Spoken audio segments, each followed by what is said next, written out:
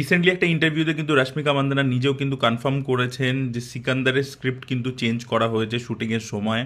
তিনি বলেছেন যে মুরগডস যখন তাকে ইনিশিয়ালি অ্যাপ্রোচ করেন ডিরেক্টর এআর মুরগডস, তখন যে গল্পটা রশ্মিকাকে তিনি শুনিয়েছিলেন এবং পরবর্তীকালে রশ্মিকা যখন ছবিটা দেখে তখন দেখে তার মধ্যে মারাত্মক চেঞ্জেস করা হয়েছে।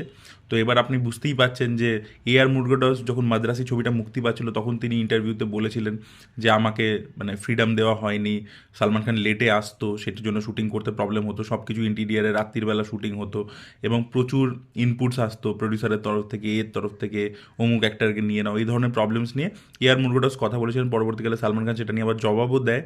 বাট এখন কিন্তু রশ্মিকা মান্দানাও কিন্তু এটা কনফার্ম করছে যে স্ক্রিপ্টের মধ্যে কিন্তু শুটিংয়ের সময় প্রচুর চেঞ্জেস করা হয়েছে। তো সালমান খানের কোথাও যে এই যে ব্যাপারটা যে নিজে ইনভলভমেন্ট হয়ে যাওয়া, নিজে এটা চেঞ্জ করে দেওয়া, ওটা চেঞ্জ করে দেওয়া, যেটা ব্যাপারে আর কি অভিনব কাশ্যপও কথা বলেছে, বাট তিনি যেভাবে বলেছেন সেটা ঠিক নয়। বাট যে কথাগুলো উনি বলেছেন যে সালমান প্রচণ্ড ইন্টারফেয়ার ইত্যাদি করে, তো সেই ব্যাপারটা কিন্তু কোথাও কি সত্যি হয়ে দাঁড়াচ্ছে। তো সেটাই আর কি কনফার্মেশন রশ্মিকা মান্দানার কথা থেকে উঠে আসছে। তো দেখা যাক এটার জন্য রশ্মিকা মান্দানা কোনো ব্যাকল্যাশ ফেস করে কিনা সালমানের ফ্যান্সের থেকে। তো যাই হোক, এটা উঠে আসছে। তো দেখা যাক, আশা করবো ব্যাটল অফ গালওয়ানে সেই ইন্টারফেয়ার করবে না, নাকি করবে ভগবান জানে। দেখা যাক এই ছবিটার মাধ্যমে সালমানের কামব্যাক হয় কিনা। আপনাদের কি ওপিনিয়ন ওই পুরো বিষয়টা নিয়ে অবশ্যই কমেন্টে লিখে জানাবেন। Thank you.